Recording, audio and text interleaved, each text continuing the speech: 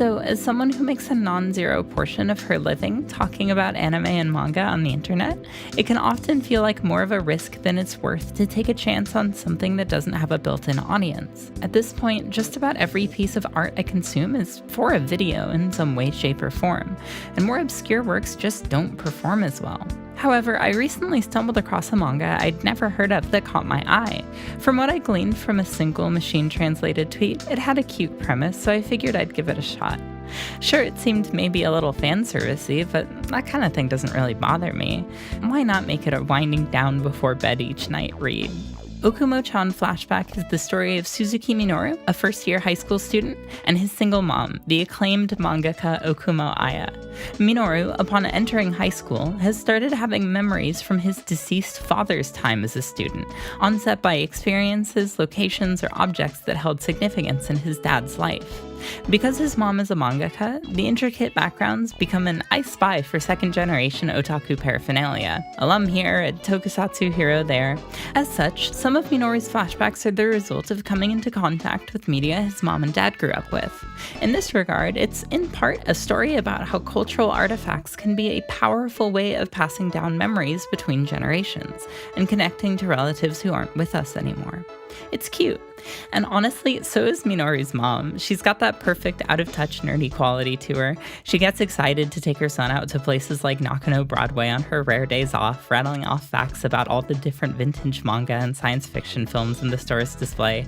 As a teen, she used to draw boys love. She wears a Texas Chainsaw Massacre shirt in the first chapter. Bada bing, bada boom, instant Hazelcore, this lady.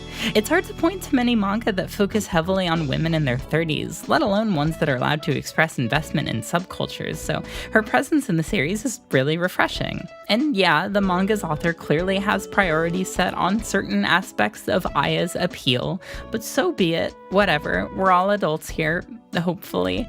Of course, a cast of two seldom a serialized manga makes, so we're also introduced to many of Minoru's schoolmates at the manga club where Minoru's mom and dad initially fostered a relationship some 20 years ago. A few club members are huge fans of Okumo's work, so, of course, Minoru keeps it tightly under wraps that that's his mom. Ookumo is just Aya's pen name. She took Minoru's dad's last name, Suzuki, when the two married, so initially nobody suspects a thing. Okumo's biggest fan is, coincidentally, also Minoru's closest friend from this group, Ninomiya Hajime, an androgynous girl who pushes Minoru to join the club and get into reading manga. As expected, the two develop a slow burn, will they won't they romance complicated by one major factor.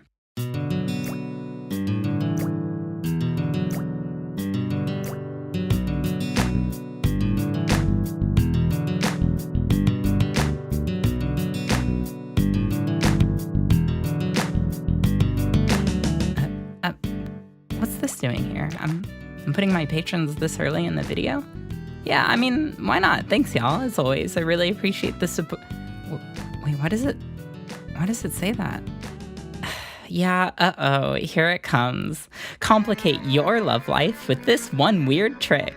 Minoru is in love with his own mother. But like, kind of. It's not exactly that cut and dry, but like it sort of is, but not really. Okay. This is 100% your time to bow out if this is a subject that's off the table for you. Zero hard feelings, promise. Even though it's not as bad as the worst case scenario that premise conjures, this thing is still loaded and not especially delicate. I'm also going to restate, like I always do, this isn't a review, nor does any praise I give to the work belie my condoning of any real-world parallels of the work's more transgressive elements. I am just here to talk about this weird little manga and all the things that make it as weird as it is. With that out of the way, for the rest of you, I need you to hear me out on this, because this shit gets insane. Of course, Ookumo-chan Flashback doesn't play its cards close to the chest until some grand reveal. This is the conceit from the very beginning. However, my interest in the series went from, I love this mom, she's so cute. The setup for the fan service is pretty dodgy, but I've seen worse. Surely the Oedipal undertones will stay undertones to, oh my god, I think he might actually fuck his mom. I have to know if he fucks his mom. within just the first few chapters. What you need to know about me is that I am a purveyor of the dankest, slimiest fictional sleaze. You'll never catch me gawking at a car wreck on the side of the road. I don't like true crime at all, but my morbid curiosity about and tolerance for the abyssal depths of the human imagination time and time again takes me to truly inexplicable ends. As such, this, a light-hearted tale about a boy who, plagued by the memories of his father's romantic exploits, develops confusedly romantic feelings for his own mother, this is child's play to me. And as such, I trudged on. The dots are most certainly connected in your mind already, dear viewer, but I'm going to construct the full image of Minoru's mommy complex for you, as the manga defines it. Because Minoru is having visions of his mom through his dad's eyes, and because the series frames this as a mysterious phenomenon, you at first get the feeling that Minoru is possessed by his father's spirit, or that his father's feelings are influencing his. This makes a good bit of sense, right? It smooths over some of that initial, oh god, oh fuck, I gotta get out of here impulse you get while reading. Plus, Minoru doesn't know right away that these visions are of his mom. In these first flashbacks, his mom is just some cute girl his age. It's like Back to the Future, I think. I haven't seen Back to the Future. This is further delineated in how Minoru goes on to refer to the girl in these flashbacks as Ookumo-chan, whereas he calls his present-day mom, Mom. But as Minoru gets closer to Ninomiya, a lot of his flashbacks are instigated by moments the duo share. And a lot of the time, his first thought is, wow, I liked doing that with my mom more than I liked it with Ninomiya.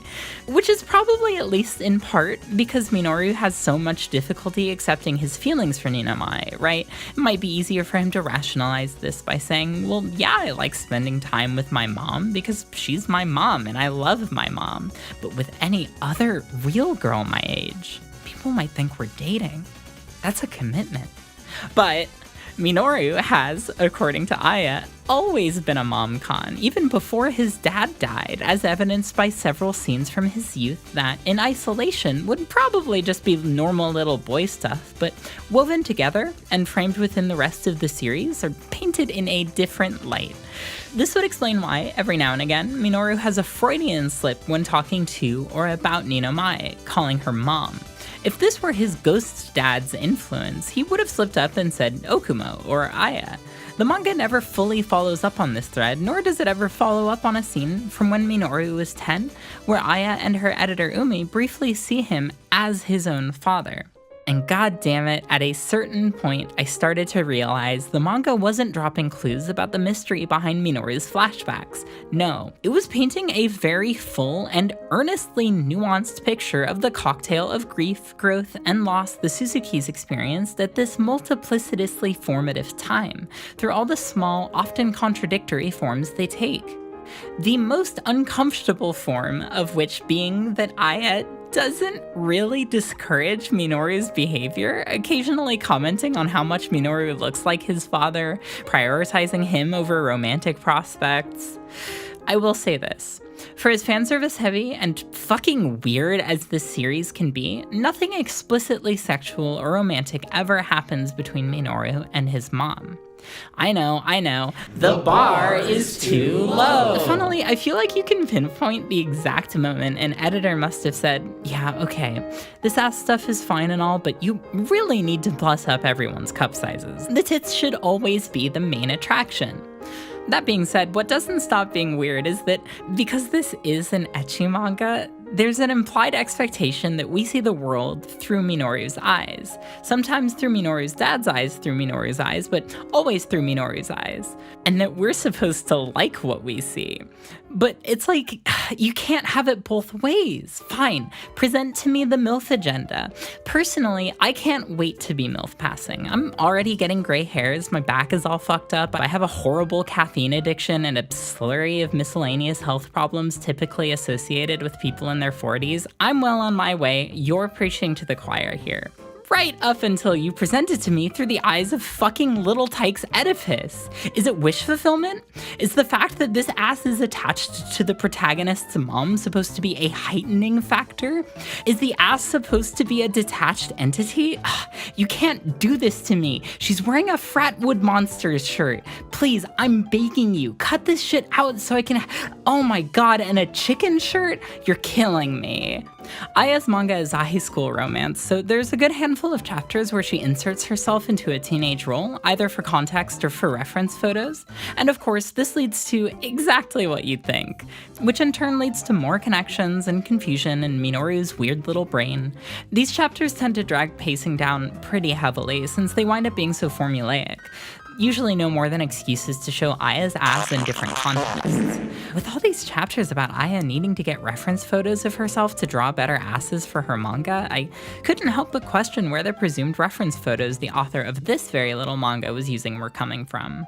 And on that note of all notes, the absolute craziest part to me, above any other one factor at play here, is that the manga Aya is writing, the one she goes to these great lengths to properly contextualize, loses sleep over, pours herself into, is, with only a few variables changed, the author's earlier work, Mysterious Girlfriend X. Yeah, that's right, the fucking spit fetish manga. Before I fully explain why this is as insane to me as it is, I'm gonna detour for a sec, because when this hit me, I had to break away to get some further context on Ueshiba Richi's body of work to figure out what the fuck I needed to expect as I read the rest of Ookumo-chan Flashback.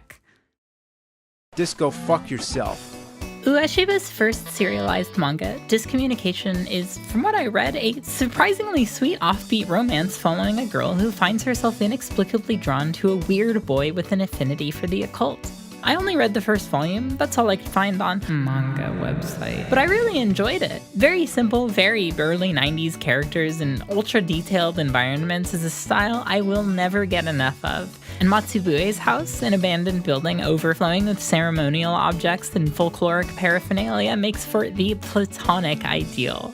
See, Matsubue isn't just interested in the occult, he's on some full-blown ritual practicing, hex placing, witchcrafting shit.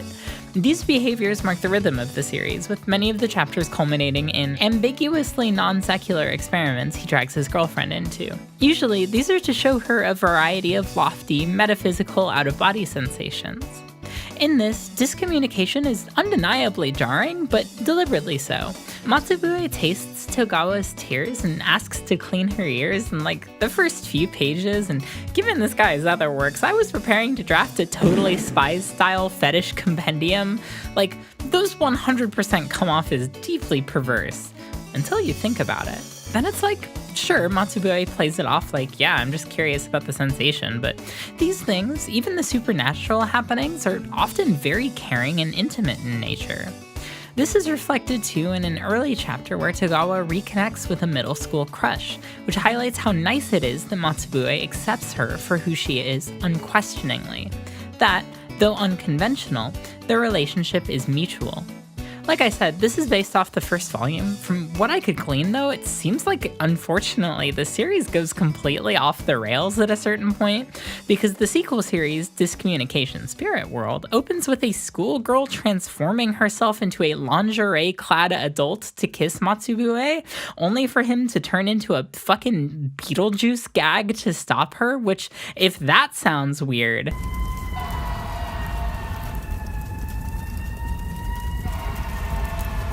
This thing is fucking incomprehensible. Like, I don't know what to tell you. In the literal first chapter, it introduces like 5 nearly identical girls following an immediate time skip where they still look the exact same as before. Then, boom, insane Arrowgirl nonsense by way of Shintaro Kago, where girls become robots that become fleshy penis demons that eat a girl alive so that she can be reborn into an egg, but like one of many pre-existing eggs 24 other girls are pregnant with, and then boom, isekai fantasy action, but that girl everyone is pregnant with is actually a boy, and that's why everyone in their all-girls school wants some of that. And I keep having to remind myself, this is a sequel to Discommunication, a loose one, but this is part of the same universe as the series that used its supernatural elements primarily to depict the tightening of a bond between two lovers. 100 years from now, this is going to be the next Louis Wayne cat painting situation where people willingly reassemble the guy's body of work to show how it charted his alleged descent into insanity. I still see this misconception go around, but this spread of Wayne's paintings are not chronological like clickbait articles want you to believe. These were from all over the place in Wayne's career. They don't depict an increasingly fractured psyche or whatever. Yes, he battled with mental illness his whole life, but dude just liked cats and his dad worked as an embroiderer. Anyway, given that the anime adaptation apparently reeled a lot of this shit back, and that the fanscan's translation notes even acknowledge that Ueshiba's insert pages became a disjointed, frenzied mess of free associative scribbles, one can really only assume that having gone so completely fuck wild, Ueshiba Ricci needed to return to the roots of what made Discommunication compelling: the exploration of an unconventional, quietly preternatural romance. There's no such thing as mysterious. Is this a beloved cult hit, or was I just friends with a bunch of coomers in 2012? Either way, god damn it, just like Discommunication, I liked what I read of this one too. I'll be upfront and say I skimmed around pretty heavily. I read the first few chapters, a handful of miscellaneous chapters in the middle, and the last few, so these are not the opinions of a fully informed woman. But yeah, I don't know. I thought it was cute. For those not in the know, this manga's premise is that, yes, our protagonist Tsubaki gets addicted to the saliva of the weird girl in class, Urabe, and the two start dating. Thusly, hijinks ensue. This is simultaneously underselling it and not at all, because it doesn't really aim to be anything especially profound and remains quite lighthearted. I also have to stress the spit stuff is not that weird in practice, much less gratuitous. For its nearly 100 chapters, it stays exactly what it is very steadily, a fanservice-y manga about a weird girl and her normie boyfriend. Ueshiba's art style develops further. He gets way into Hatsune Miku, but at the end of each school day, Tsubaki's still gotta get his daily mouthful. Why did I write that? Aside from Tsubaki's mom being deceased and instead being raised by his older sister, there really isn't much in the way of a mommy complex through line across Ueshiba's body of work. Of course, I didn't expect to find that he's manga's own Stephen Molyneux or anything, but what I did glean, and what really solidified my feelings about Ookumo-chan Flashback, is that Ueshiba Ricci is quite good at making pocket universes out of his manga, where ideas are communicated through and as elements of these works. Once you realize this, you learn to decipher which pieces of his work are his depictions or assumptions of reality speaking, and which pieces are his worlds themselves speaking. The manga is called Discommunication. Of course Matsubue doesn't lock his girlfriend in an empty room with a blindfold all day for fun or to torture her. He just can't express that he's doing something special for her, that he wants to show her something nobody else could. Likewise, this author just has a way of capturing unconventional romance in a way that feels tangibly human. It's difficult to express in words, which I guess at the end of the day is the beauty of art, that it can depict what can't quite be linguistically. And it's also what makes Mysterious Girlfriend X more than what seemed on the surface to be no more than a spit fetish manga. Which, of course, leads us back to the subject at hand. The Mysterious Girlfriend X mangaka's manga about a mangaka writing Mysterious Girlfriend X whose son is dubiously in love with her. The series even lampshades the fact that Minoru and Tsubaki look so similar by revealing that Aya based her protagonist off of her deceased husband. Yes, Ueshiba has made it nearly a trait of his work to link his manga, if even loosely, but this connection, in my eyes, goes far beyond mere self-reference. With how much he speaks through Aya about what it's like to be a mangaka in such genuinely beautiful detail, this aspect is the cipher key, and it's what makes this manga so compelling to me. If Ookumo-chan Flashback were merely momcon wish fulfillment, I don't think the author would project so much of his experiences into the mommy. Plus, wouldn't you expect to see more instances of Aya babysitting or otherwise nurturing Minoru? To my recollection, there's not a single chapter where Minoru gets sick and needs taken care of. Minoru and Aya are far more equal, helping one another and taking charge of household chores when the other is too busy or tired. In the earlier portions of the manga, chapters start out with summaries that ever so boldly declare that Minoru is straight up in love with his mom, but these taper off as Ninomiya becomes more of a consistent player in the story. When Minoru begins to observe traits he likes about his mom in Ninomiya, you think, okay, right, the solution to any good Oedipus complex is so often to seek out a partner who mirrors your mom in as many ways as possible. Yeah, I've been in bands with dudes like that before. However, as things progress, Minoru makes a conscious decision to distinguish his feelings for Ninomiya, as well as his relationship to her, from that of his dad's to Ookumo. With this in mind, the work is far more about Minoru curbing his unhealthy relationship with his mom to the betterment of all of his interpersonal relationships. As though all along, these flashbacks and impulses have been intruding upon his ability to have a normal, happy, healthy high school experience. Furthermore, once again, Minoru and Ninomiya are equals. They're their own people, and they both come to their own conclusions about one another independently. Fuck, in this regard, Oyasumi Punpun is more mommy-girlfriend wish fulfillment. You tell me if that says more about Ookumo or Punpun. As it gradually shows more of its hand, this manga shockingly reveals that it has less to do with Minoru securing a relationship that will mimic that of his own mother, and more to do with, to go back to one of my earliest points about the series, generational cycles as a whole. In the home stretch, a trio of kids are introduced that look very similar to Okumo Suzuki and their fellow former classmate Yamada, as members of the manga club, becoming a brief glimpse at what a true generational replica of their dynamic looks like. The truly serendipitous ways in which Ninomiya is a key player in Minoru's flashbacks gradually becomes less about connecting her to Okumo, and more about slowly making Minoru's feelings about her more apparent to himself. Like, if Minoru is with Ninomiya and has a flashback to a moment between his parents, who obviously were in love and got married and had a kid, the guy has to confront that romance underscores his view of Ninomiya. Don't get me wrong, this thing is still way too Oedipal for its own good, far beyond my willingness to so much as even jokingly recommend it to someone. But again, this thing is fascinating to me in much the same way a dissected frog is to a 10th grade biology student. And it really illustrates how much art of this breed needs to be taken within its own world in order to see the real value that lies within it. For me, that value resides in its last 15 or so chapters especially. That's around the point where its most significant pacing problems and its dodgiest moments dissipate, and it becomes a mostly unencumbered romance-fueled coming-of-age story. This is kicked off by Ninomiya, who herself is an aspiring mangaka, becoming Aya's assistant in the midst of a particularly bad pre-deadline crunch. Minoru deciding to come clean about who his mom is in order to mutually help both Ninomiya and Aya, despite knowing that this could fundamentally change the steady friendship he and Ninomiya have, is quite touching, and it becomes a major turning point. From here, the trio become a unit, with each filling their own role, and their individual relationships growing more distinguished from one another.